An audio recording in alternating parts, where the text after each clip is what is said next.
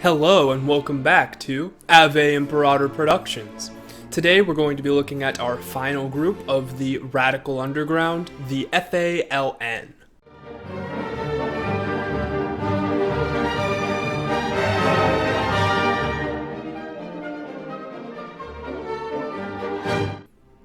Now the FALN stands for something like the Revolutionary Armed Forces of Puerto Rico. Is a movement that stems from an actual long-standing tradition of revolution on that island. It's actually very similar to lots of these movements which we've looked at so far, particularly in the fact that the people that were supposed to be supporting it and the general population at large had very little, if any, interest in the actual concept itself, which is peculiar. So we're going to take a step back before we dive into the 1970s and this radical group, and we're going to look just a little bit at the history of revolutions in Puerto Rico itself. Since the beginning, since Christopher Columbus first stepped foot on the island, there has been a large history of insurrections, rebellions, and resistance to perceived occupation. The first was somewhere around 1511, then they were interspersed for the next 200 years, and in the 19th century, particularly around the end of the Spanish rule, 1830 to about 1890, there were about 30 of these attempted revolutions. With the acquisition of Puerto Rico by the United States, the movement for liberation and for independence actually shifted quite markedly from armed struggle to more of a political revolution. A couple of different groups were nationalist in orientation and were attempting to stir up the population for independence, which would be a noble cause if it weren't for the fact that after acquisition by the United States, the average Puerto Rican actually had very little desire or appetite for revolution or for independence from their new owner. It's a peculiar idea, and it actually goes on to this very day. This may have something to do with the fact that the mentioning of independence was banned with an infamous Order 52 or 53 sometime in the 1940s. It may have something to do with the fact that they were given near total autonomy. I'm not particularly sure why you would have a history of over 400 years of attempting to become independent and then with your most recent possession just sort of roll over, but this is exactly what happened. The Puerto Ricans were now a member of what they decided as a population was a more agreeable rule, and it stayed this way until about 1950. In 1950, that exact year, there were two Puerto Rican revolutionaries who went to the temporary home of then President Truman. They got into a shootout with some of the guards of the president, and one of those guards and one of the Puerto Rican revolutionaries were actually killed. This led to the remaining one being put into prison with a death sentence, and Truman actually commuted the sentence of the man who tried to kill him and removed the death penalty, and he was later pardoned by the President Jimmy Carter. He then fled to Cuba and was given an award. After 1950, in the year 1954, a group of Puerto Rican nationalists went into the U.S. Congress with machine guns and fired and injured about 4 people, but didn't successfully kill anyone. They were put into prison, and later when the FALN became large, they actually considered all of these men political prisoners.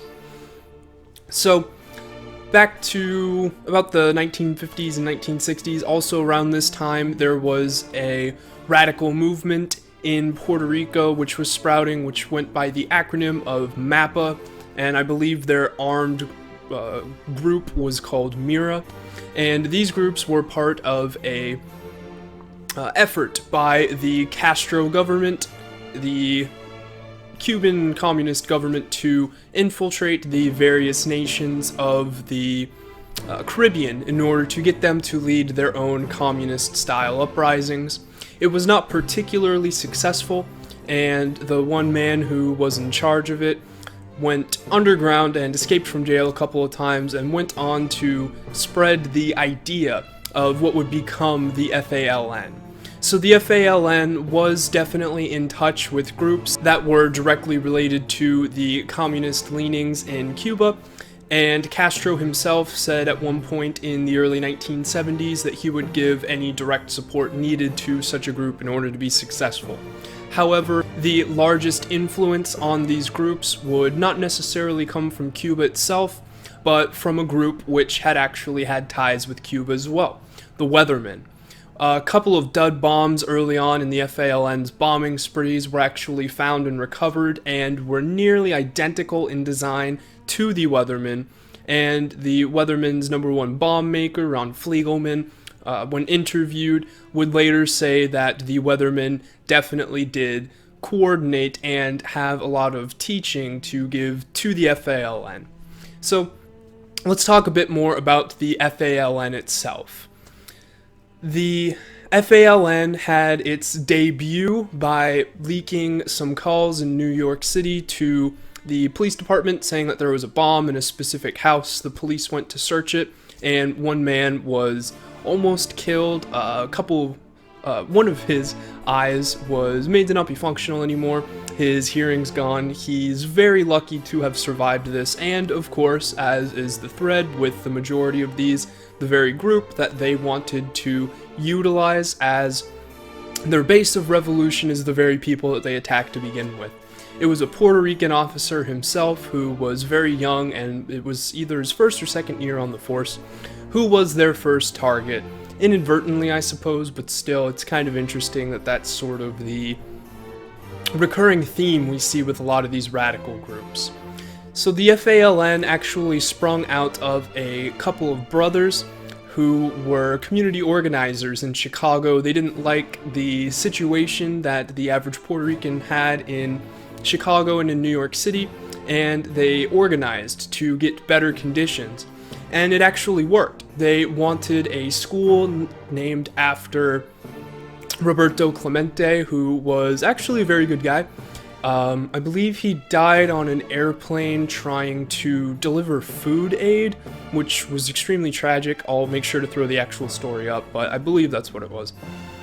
And they wanted a school named after him. They wanted higher numbers of teachers who could speak Spanish to educate predominantly Hispanic-speaking groups in these cities, and they actually got these demands justified and satisfied.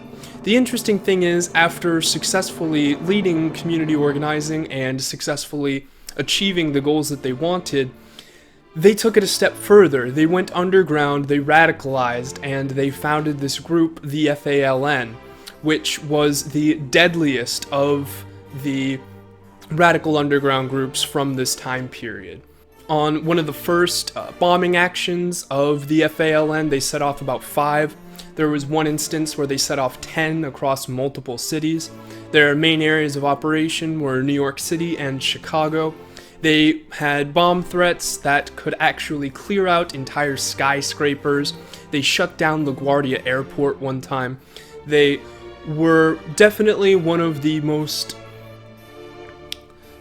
feared of these groups. In fact, during their reign in New York City, there were actually signs and postings that said, "Welcome to Fear City."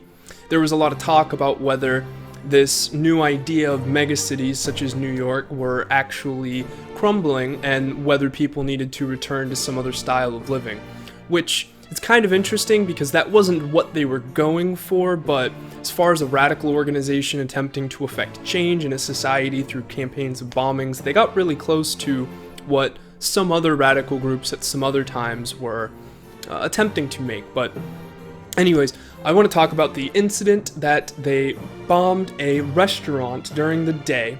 This was the Française restaurant in New York City. They put a bomb down next to a private dining room, and they killed about 4 people. They injured dozens. I believe it was over 40 people were injured with shattered glass and forks flying through the air and all kinds of things. And one of the interesting parts about this, besides the fact that it was the deadliest bombing in the nation by terrorist organizations since 1920, is the fact that about a week or two later, they set off some more bombs to release a communique saying that they were actually apologizing for the Francaise bombing and the loss of life to the average people and the workers who they had killed, which wasn't their target, which makes you wonder why they bombed a restaurant at about 1 in the afternoon in New York City to begin with, but I suppose that's neither here nor there. The FALN was finally caught when a man living in an apartment building saw his neighbors moving in lots of what looked to be heavy things, and then left, and they did not lock their door.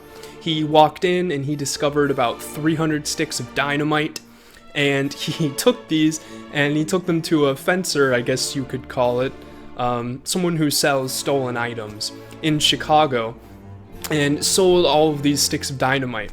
Unfortunately, the man who bought them was an FBI informant, and he told the FBI that there was all this dynamite on the streets. They found the man and arrested him and asked him where he got this stuff, and then they raided that apartment, and it was an FALN stronghouse. It had communiques in there, it had even more sticks of dynamite. It was a very large find.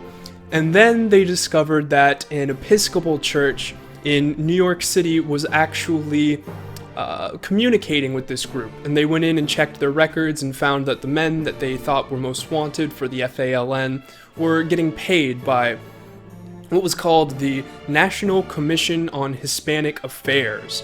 The bishops of the church initially agreed to allow the FBI to search through their files, but then when radical lawyers teamed up with a bunch of these FALN top guys, they shut it down, and they actually turned the case into a freedom of religion case, saying that it was against these people's freedom of religion for the FBI to have any jurisdiction whatsoever over searching a church. It was very bizarre, and it took the FBI a long time, but another significant thing happened. The man who was responsible for making the bombs for the FALN, Willie Morales, didn't do so well, and he accidentally blew off. He was making a bomb, and he set it off on accident on himself, and he blew off 9 of his fingers and 1 of his eyes. So why do I bring this up? Well, one of the most fantastic jailbreak stories of this era was of Willie Morales with 1 eye and 1 finger somehow getting wire cutters smuggled into where he was at jail and breaking out, which there's not a whole lot of details on how exactly this happened, but it is probably the most fanciful jailbreak that I've ever seen occur, so there you go. But this struggle between the Episcopal Church and the National Council of Churches and the National Commission on Hispanic Affairs and the FBI and FALN eventually came to a head in the 1980s, and this group was finally put away. Although Bill Clinton, following Jimmy Carter, did release several of these radical terrorists through pardons, and the last one was actually let out of jail very recently by our former president, Barack Obama. And this is going to bring us to an end on this episode about the Radical Underground in the 1970s. We only went over these 4 main groups. There are a few others that I could have talked about, but I just wanted to kind of go over a topic that's not really addressed all that often. And I want to look at 2 more questions, which I believe are sort of naturally raised after you find out about a lot of these things. And that is, why did this happen? And more importantly, I think, why did it stop? It's sort of hard to imagine in a modern day American society living for a decade or more where hundreds or thousands of bombs are going off per week or month, where all of these different radical organizations are attempting to communicate ideas, whether far-fetched or actually somewhat down to earth, through the use of bombs. it's hard to imagine being able to go and buy a stick of dynamite, put it in a bag somewhere, and not immediately get caught. And I think there's a lot of questions in modern day society that we ask that we tend to overlook these historical precedences. So, it's kind of interesting that a lot of these groups either had a dabble with violence, such as the Weathermen, and then saw the brutality of it and then attempted to step back. Other groups, such as the Black Liberation Army, garnered a sort of bloodlust, where after their first few killings, all they really wanted to do was more and more killings until it consumed them and the killings started happening to their people instead of generally to the people that they see themselves as opposition to. It's also worth noting that a lot of these people that were in these groups that got away, the Weathermen, by the way, turned most of themselves in for the crimes that they had and received fines, and then after that they dropped out of these organizations and became college professors. A lot of these radical lawyers, such as the ones that slipped the gun to the Soledad brothers in their case and had some of them killed, are now judges and are now in high positions of authority. So I think that there's a tendency to want to forget about this point, and there's also something important to bring up in the idea of what did they actually accomplish. So we look at a group like the New World Liberation Army. They actually had some pretty modest proposals. They wanted, slightly lower energy prices. They wanted some other things. They could have communicated these a bit more effectively. They could have, like the FALN we just talked about, they were actually successful before they became a radical underground army fighting against their perceived oppressors. But these groups sort of broke the main rule of attempting to start a revolutionary organization and the idea that there has to actually be people that want this. And so it's an interesting idea that these people weren't there, so these people who saw themselves as heads of organizations had to either attempt to convert people to their cause or to persuade them. And in the end, all that they really did was push people further away from the ideas that they espoused and get a lot of laws enacted. Like, as an anecdote, when I was in Pittsburgh, I saw a steel tower, and it was one of the tallest buildings I'd ever seen. So I really wanted to climb it, and I walked in, and I'd never really been in a city with big buildings like that before, so I didn't really know what was about to happen. But I walked in, and I walked towards the stairs, and about 4 security guards surrounded me. And they said, "What do you think you're doing?" And I was like, "This is a huge building. I'm going to climb to the top. I want to see the view." And they said, "Who are you seeing? Why are you doing this?" And I was like, "No one. I just want to walk up the stairs." And they were very upset, and I was kicked out of the building. And I thought, why would you build a huge building and not let anyone in? Why would something like this exist? Like, what just happened? And after going through all of this, reading all of these things, I really get a grasp of why they can't just allow people into these places. Why do they have metal detectors in airports? Why are there bomb-sniffing dogs? All of these things are the only real concrete social change that came about from this era. The FBI and the police were so inept at finding these groups and dispersing them that these different organizations were much more heavily centralized. They were given a lot more power. If you're wondering why things like the Patriot Act and things like mass surveillance exist, it is because previously they could not get warrants like this and they were completely powerless to stop bombing campaigns. I'm not saying this as a justification. I'm just saying that it's a sort of missing concept when we look at a lot of the modern day state. And the very same people who led these groups ended up making a much more sort of dystopian outlook in our society. So a lot of these people, as I stated, a lot of the radical lawyers have become influential judges. A lot of these figureheads who were pushing these movements have become either exiles or college professors themselves. Why don't we see more of this sort of revolutionary action? Well, for one part, a lot of these bombing campaigns were seen as sort of press releases. They blew something up and then they released a communique to try and communicate to a large amount of people. The thing is, after hundreds or thousands of bombs have gone off, people stopped caring. They didn't care if the Jewish Defense League or if the FALN or the SLA was trying to communicate. They just knew that they were living somewhere where bombs were going off, and this was just something that happened. It was something that continued to happen, and it was probably something that wasn't going to stop because it appeared as if no one was able to stop it. This did eventually come to a head, and it's unfortunate in the fact that it's not well talked about and it's not well distributed information, because I think we're starting to see a lot of similar groups that are starting to follow sort of similar lines. The only difference is this time they have the previous generation of radicals in positions of power to help them do these things that most people really don't want to see happen. Alright, thank you very much for watching. I hope that you enjoyed. This is going to conclude this part. As I said though, there were some other groups and some other things that I could have talked about. I did sort of a general overview in the hope that you would either go into these resources yourself or potentially look into them more if you wanted any more info. But if you want me to do anything on the Collective or on Luc Lavoisier or on a couple of the other groups from this era that I kind of left out, let me know. I could always come back to it later.